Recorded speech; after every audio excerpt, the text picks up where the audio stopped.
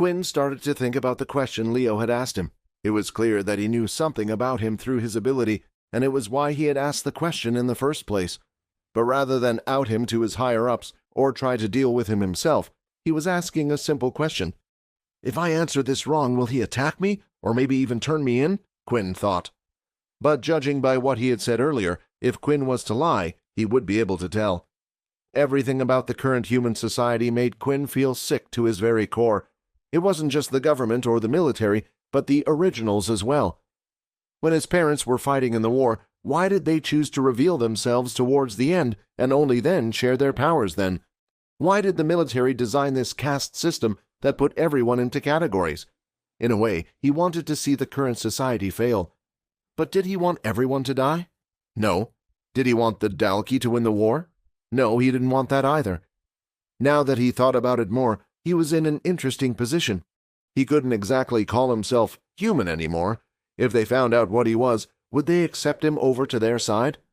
Probably not. Humans were scared of the unknown. But two people had already done it. Layla and Vorden did know what he was, and didn't stop speaking to him or treated him any differently. Quinn knew what his answer was. I'm on my own side, but there are people I want to protect on this side, too. For a second, Leo just stood there silently. He continually looked at the purple flame burning around Quinn, and then he turned around and walked off without saying a word. I guess my answer was okay then, Quinn said as he let out a huge puff of air. He felt like any second now he was about to have a nervous breakdown. Get yourself a new weapon, kid, Leo shouted. You're going to need it for the portal expedition, and my offer still stands. Feel free to have a duel with me whenever you wish. The combat classes had ended, and Quinn didn't end up doing much in today's session. With no equipment of his own, he had to pick something else from the wall. But when he tried using a sword, he realized how much practice you needed before he could even become half decent at the thing. Using his fist just felt natural to him, especially since nearly all of his skills required him to use his hands. This meant more than anything that he needed a new set of gauntlets. Before leaving the martial hall, he asked to borrow the umbrella Layla had, and decided to head to the library for the rest of the afternoon. There he would be able to use the public computers. On the way there, he opened up his system to check on a few things. Firstly, it was his crystal inventory. Right now, he had 16 basic tier crystals, 1 intermediate tier crystal, and 1 advanced tier crystal. The system shop had a set of intermediate gauntlets for him, and all he needed for them was 3 intermediate crystals. There was no requirement of what type. Then there was the advanced tier crystal that could only be used as a ring. He finally sat down on the computer and went on to the marketplace. He started his search to see what was the standard price for selling crystals. Right now, the basic tier crystals were useless to him. Before logging in to access the weapons section of the marketplace, he was to input his military ID number. This wasn't recorded by the system, but just proved that he was allowed to buy and sell weapons. The marketplace promised to scramble all information once confirmed and entered. If people were able to tell who was selling these items, then it would cause a big problem for the seller. Enter username ID. I'll just use the same one as my game. Blood Evolver. A standard basic tier crystal could be sold for 100 credits, an intermediate crystal 1,000, and an advanced crystal 10,000 credits. Right now, he was sitting on a gold mine. Some crystals sold for more depending on the rarity of them or what they could be turned into. Next, he started to search for gauntlets. There weren't as many online compared to other weapons, but there was still plenty to choose from. He noticed that once you moved up from basic tier weapons, the description of each item would be quite significant. It would tell you what crystal was used to create the weapon, suggesting that it might have some other type of attribute other than strength. For example, some might have fire resistance if made from a beast from a hot planet, or ice resistant for one from a cold one. Let me give you a tip, the system said. Place your hand on the computer and use your inspect skill while looking at the item. Quinn did as the system asked and was surprised by the result. Suddenly, he could see the stats of all the weapons that were in front of him. But how? Quinn asked. The system you are using itself is like a computer system. It scans the information the computer tells it and puts it into numbers for you to easily understand, although it will only be able to tell you if the beast crystal is in the database. I tried my best to put as many different beasts as I could in there, but there may be some I have never seen. Quinn continued to search through the items, but something surprised him. None of them gave the same number of stats like the one in the shop.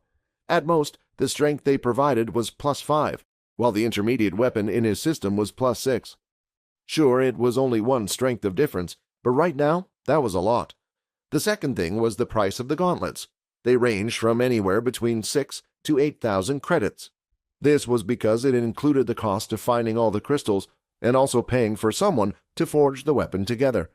Even the basic tier weapons cost around 2,000 or so credits. Quinn didn't even bother looking at any advanced tier weapons. He sat there and started to think for a while about what to do and what was the best option. Without a doubt, he needed a weapon before next week. In the end, he finally decided the best thing to do was to sell the advanced tier crystal. Even though he was able to use it to create a ring that protected him from the sun, he needed 10 of the things, and not only that, it required a specific beast from a red portal planet, a place where students just weren't allowed to go whenever they wanted. It was basically useless to him right now, and the credits would be more helpful. Quinn then started to search for a deathbat crystal on the marketplace, hoping to figure out what price he could sell it at, but to his surprise, there wasn't a single deathbat crystal up for sale.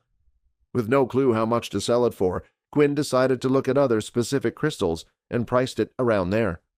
He did the base price of the crystal plus around 2,000 extra credits, selling it for 12,000 in total. And done.